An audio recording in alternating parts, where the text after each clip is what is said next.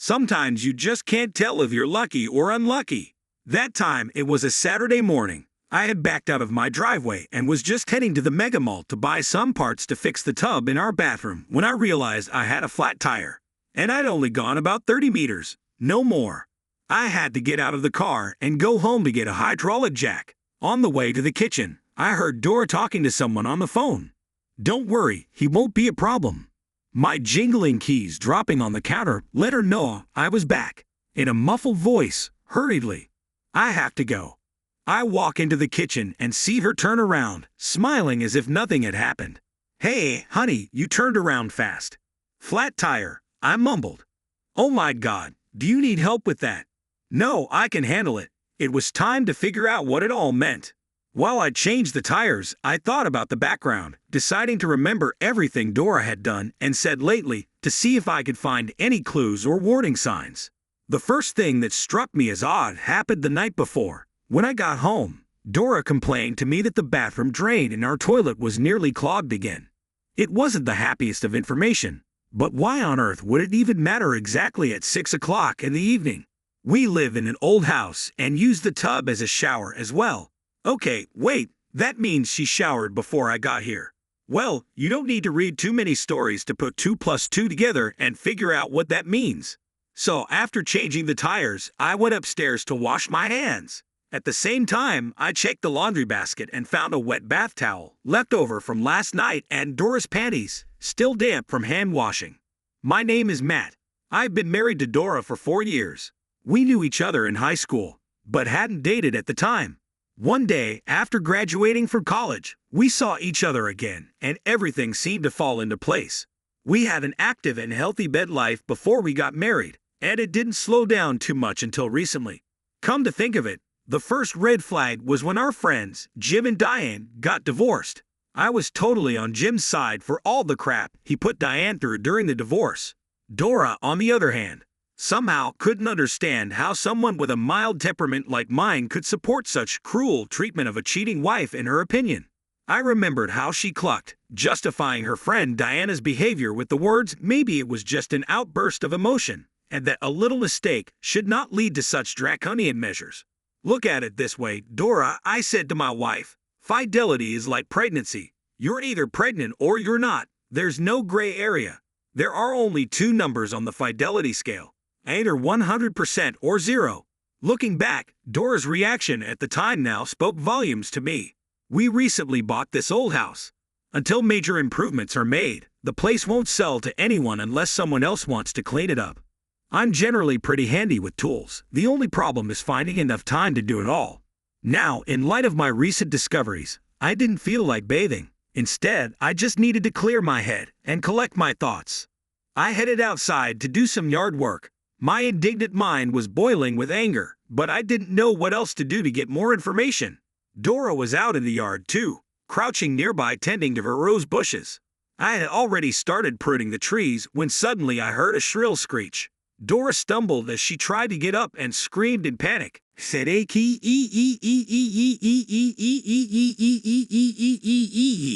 I smiled. Dora was deathly afraid of snakes. As for me, I find snakes amusing. Living ropes with eyes and a split tongue. As I got closer to her bushes, I saw a pencil-thin garden snake, about 30 centimeters long on the ground. K-I-L-L-I-T, K-I-L-L-I-T, roared Dora from a safe distance. I lied. I don't see anyone. Are you sure? Hell yes, it was huge. Look closely. While Dora was looking out the door, I picked up a half-meter-long twig from the ground and threw it in her direction. Is that her? A deafening squeal and the sound of the door slamming shut was all I heard. Dora had locked all the doors leading into the house, so I had to apologize for throwing the snake at her for a long time before I was allowed into our abode. I need to lie down, she moaned. You know I hate snakes. It wasn't funny at all to throw it at me. As soon as Dora went upstairs, I turned on her cell phone and wrote down the phone numbers she'd called lately.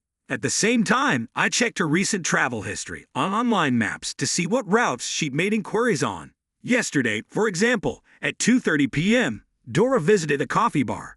Putting the puzzle together wasn't that hard. Too many calls to Jacob Sater, her coworker. for it to be a mere coincidence. There weren't many people in our fair city with such a notable last name, and one of them, I believe, is the fruit that lives about 4 miles from our house. Well, I decided to take a drive and look around the place. Turns out the coffee bar is almost right next to the motel. Bang! One down, one to go, one to go.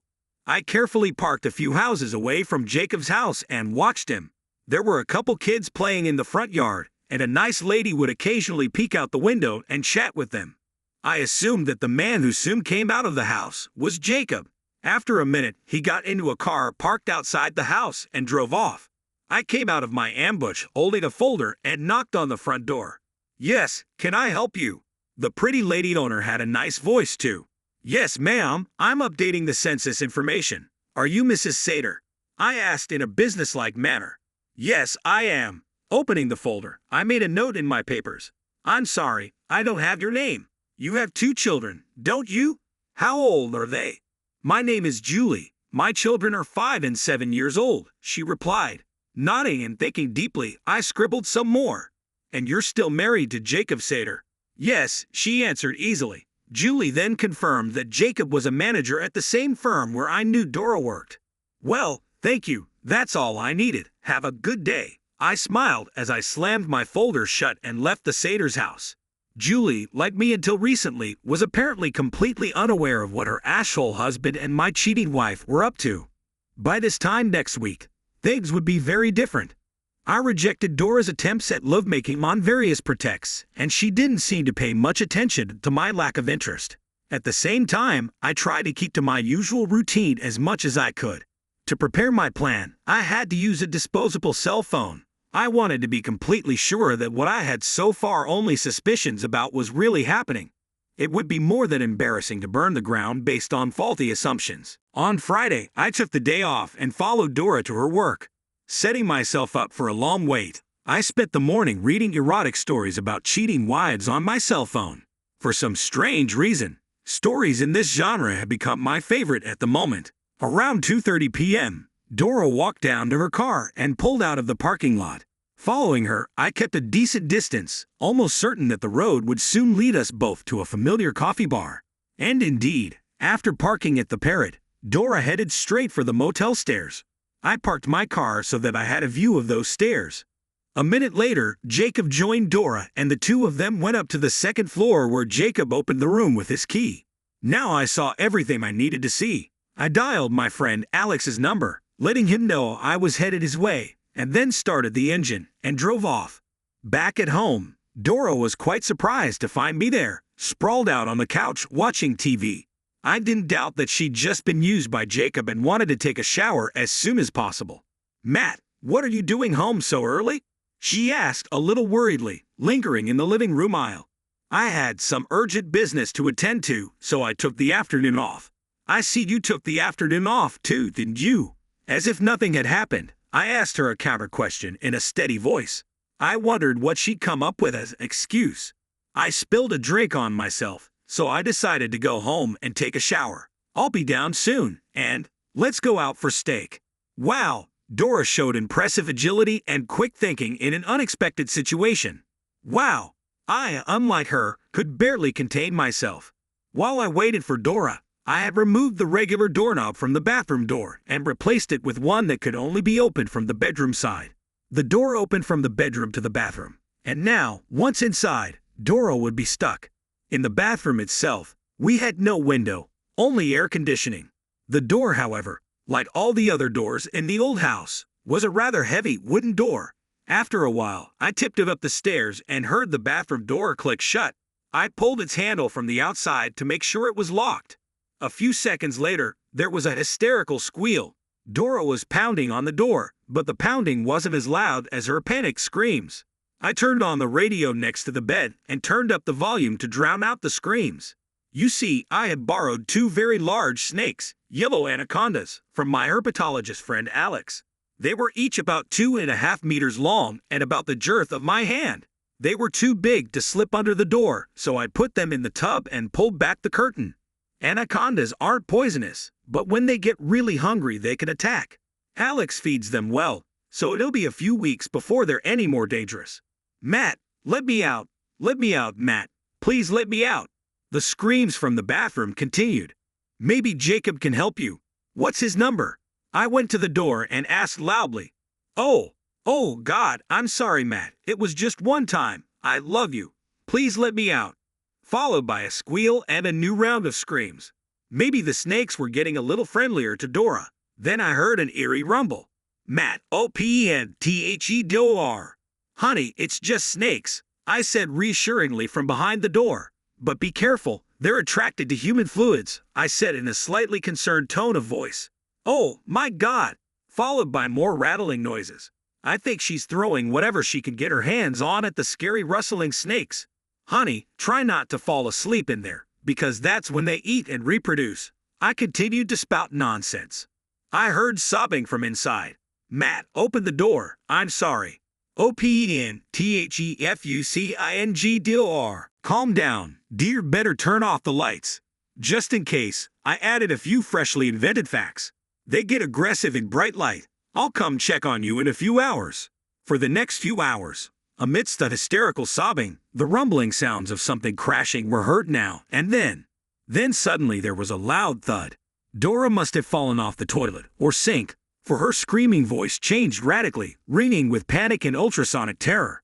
Me TTTHEOPME, AOPME, AAA, GTOFFME, GTOFFME, MGICITE. Dora, just try not to scare them, I interjected as she gathered air for another scream. Otherwise, they'll panic and try to crawl into the dark, warm, and damp holes. I blurted out some more nonsense. All this noise and rumbling made it too disturbing to sleep in the bedroom. So I moved to the living room and slept on the couch. In the morning, after brewing a cup of coffee, I climbed the stairs to see what the forecast was for today. How are you doing, darling? I asked through the locked door and listened. I couldn't hear the old bedlam, only grunts and whimpers from inside. Perhaps it was the lack of adequate sleep. I'd have to stop by again at lunchtime and check it out. I spent the morning going through my email and looking at new car offers. Then Dora's friend showed up on the doorstep, picking her up to go somewhere together. Hadn't she called you? I wondered. I'm sorry about that. She didn't sleep well last night, and she's not feeling well at all. She's been acting kind of weird. I'll tell her you stopped by. Every once in a while I'd hear rumbling and screaming. She must have gotten a little hungry by now, too. Did you finish your shower in there yet? I knocked on the bathroom door. I'm going out for a while to enjoy a nice juicy steak. Bring anything back from there for you. In a very weak voice. Please open the door. Please, I don't have the strength to apologize anymore. What do you want? Well, please open the door.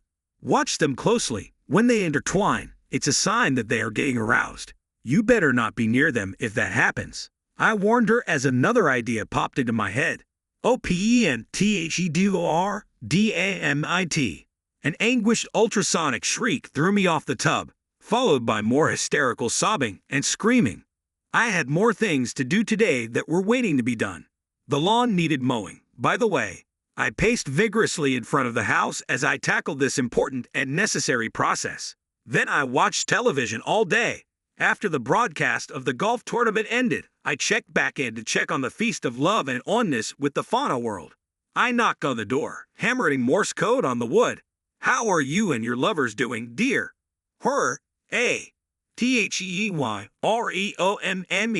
GTADUA, GTABUA, HEOPME. Apparently Dora had dozed off after all, and her yellow lovers took their chance and snuggled up to her, wrapping their temporary housemate in their loving embrace.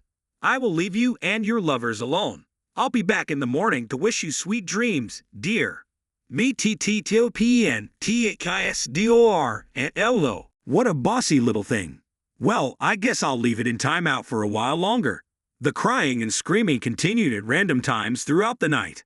I slept in the distance again, on the now familiar living room couch. With my steaming morning coffee in hand, I climbed the stairs again and put my ear close to the wood paneling. Not a sound could be heard from inside. Maybe she had managed to get some rest after all. I cautiously opened the door. Dora lay passed out, wedged between the wall and the toilet. The bathroom was chaotic and a complete mess. I put the 2 snakes into the canvas bags Alex had provided me, It only took a few minutes to put the regular doorknob back on. I used my phone to take a video of a rag Dora sleeping in the toilet bowl's embrace and document the damage she had done during her confinement. I then called 911 and informed them that my wife had lost her mind. I had thoughtfully stashed the canvas bags of anacondas in the trunk of my car. When the patrol car arrived, I told them how Dora had first locked herself in the bathroom and then started trashing it. I didn't know if she was stoned or abusing drugs, but she was screaming something unintelligible and raving about the snakes around her. Yes, she was acting completely paranoid, like she was crazy. Of course, I'd agree with you officers, she definitely needs some psychiatric help, and I'm willing to sign all the necessary paperwork for my wife to get it. When they tried to move Dora out of the way, she started kicking and screaming, "It's a K GTAGUE," and swung her arms wildly at the cops. It took the efforts of 2 burly officers to subdue her. As they took a collapse, Dora outside, they informed me that they would be taking her to the hospital for further observation. Before leaving, the cops took pictures of the upside-down bathroom, checked the lock on the door, jerked the knob back and forth, and searched for snakes without success. On the way to the hospital, I stopped by Alex's house. Both snakes, in my opinion, were not hurt in the slightest and seemed even quite squirmy after their adventures. I promised to treat Alex to a big steak for dinner. I think I deserved at least an Oscar nomination for supporting actor for my performance in the hospital. I couldn't have gotten more sympathy from the nurses and doctors. They assured me that my wife's case, although unusual, happens several times a year. I peered through the window inside the room and saw that the orderlies had Dora securely encased in a straitjacket. The sedative should help her regain her composure over time. The doctors have convinced me to agree to keep her in observation for at least a week. I don't think it will reflect well on her resume. The report I received a week later was not very encouraging for Dora.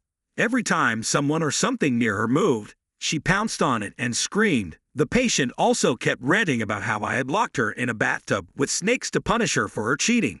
Her cheating? How? She's having an affair. I continued, to the best of my ability, to play my best husband caught off guard role. With someone she works with named Jacob, they told me, "Shit, I need to sit down. I don't feel so good." So you think it's guilt that's got her off the rails? The brain is a very complex thing. It's hard to say what caused her to snap. They sympathetically handed me a glass of water. There were no snakes in there, so what's going to happen to her now? I asked her attending doctor. "We've drawn up the necessary paperwork to keep your wife under observation for another 2 weeks, he replied. I called my lawyer and asked him to start divorce proceedings. He, in turn, has contacted Dora and Jacob's employer and is working on a settlement agreement. Jacob is a manager at their company and Dora is not, so they didn't have to mix their bodily fluids in the most outrageous way. While Dora is being treated for her nervous breakdown, she can't be served with divorce papers. No problem, they'll be waiting for her when the medical examiners do release Dora. She'll also have to find another job. I hear Julie has also declared its hunting season on Jacob's former employer. By the way, Jacob, as I just found out, also went into the same hospital for a little while. Turns out he was bitten by a poisonous snake he found in his car. They had to amputate a few extra fingers. I bought a poster like this and put it up in my office. A snake may shed its skin, but it's still a snake. Remember that before you let certain people into your life.